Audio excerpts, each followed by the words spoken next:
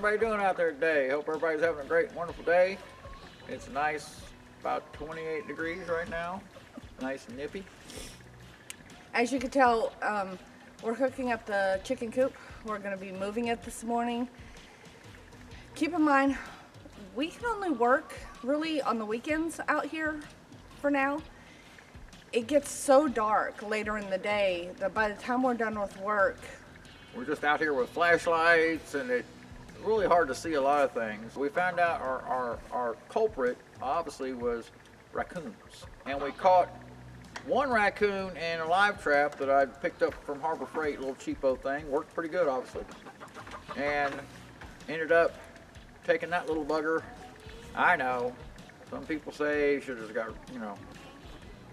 I figured, he was out here before I was, and I threw a buffet out here for him and didn't keep it protected good enough. So I took him back to my other house, which is about 20 or 25 minutes away from here. So he shouldn't make his way back here, and let him go over there where the kids are at. the decision was, either dispatch it, call the wildlife rescue, have it relocated.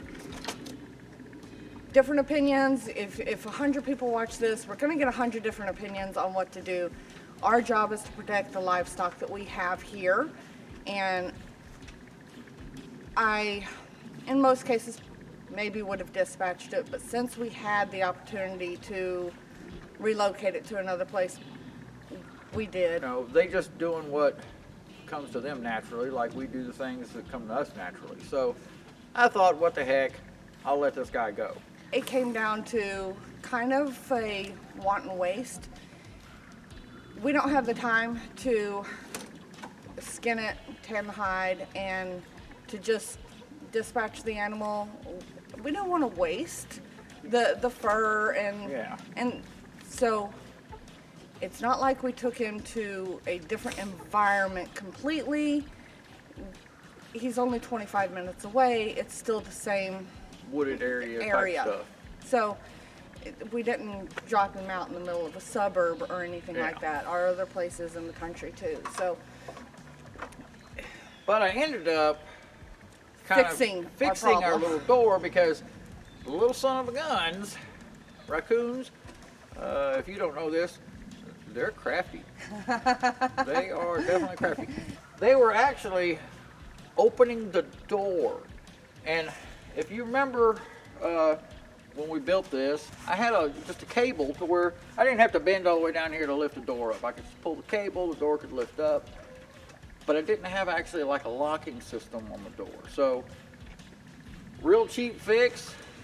All I ended up doing was just drilling a little hole that went through this door to the other door with a nail and poked it right on through. Locked it up just fine. So we do know that we had, on camera, we caught one possum, which we think he was just coming out here to get entrails and so forth. The raccoon and possibly the fox were literally opening the door, getting our chickens, coming out, closing the door behind them, and we've checked. There's no other way for them to get in. When we did catch the one on live trap, in the background you will see the other one sitting right by the front door. In total, we have lost 7 chickens. But now we're going to end up taking this, moving it from this area, because obviously there's just too much. We got it a little too far back, I guess. We can't keep the fence electrified over here because of the solar. My battery and stuff's still working in it. It's rained for a month. We have no sun right now. But we haven't had a lot of overcast, so it's only staying charged kind of like during the day. Over the night, it dies off, I found out. So we're going to end up moving it over there with Steve, our donkey. I couldn't get it on. I was holding my coffee and everything. Get back. And so we're going to move him over there with Steve. Hopefully Steve, our donkey, will help kind of protect. We're still putting this fence inside his fence, but then I'm attaching to the plug-up Energizer fence I've got over there, so I don't have to worry about it, into this fence. Stick with us. We'll show you us moving. Hopefully it doesn't tip over in the process. Right. That Might be entertaining for you, not so much fun for us. It's tall and skinny, so it's very top heavy. So Jeff yesterday did kind of use the tractor and cut a new path to go out and back around to where we're going to take them now. Stay tuned for that. Be right back.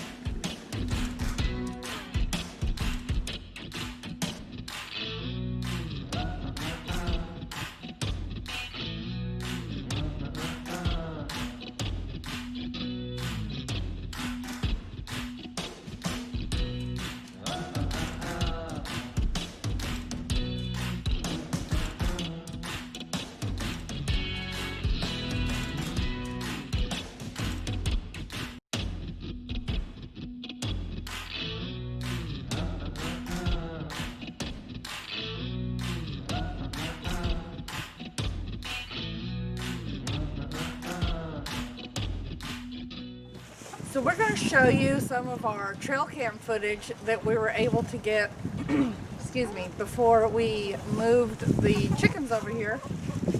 But before we do that, if you are enjoying watching us go crazy here on our homestead, don't forget to subscribe and click the bell notification so you don't miss any of our videos. The chickens seem so much happier over here. Of course, they will. They got new area to scratch at, you know. I don't think we're going to have an issue over here since we have an electric fence inside of an electric fence. I'm still going to put up the trail cams just to keep an eye on things. And my idea worked pretty well about trying to tie into, I just took the tape. Well, actually, we could probably just show them real quick, right? yeah, Just in case if you have ideas with using the poultry netting around inside of a tape fence.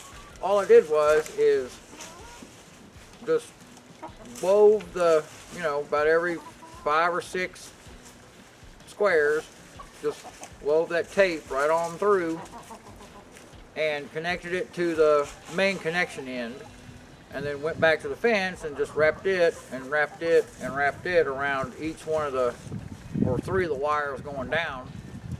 And so I'm pulling 8,000 or 8K on the little meter for the fence now. So a lot better because the solar charger was only hitting it about 4 to 6 sometimes, maybe, you know, most of the time 4. So now we've got no problems with this powering up. we're going to show you the trail cam footage we have. Y'all have a great day, and we hope to see you next time. Have a great, wonderful time, guys. Y'all be careful. Can't wait. Be safe.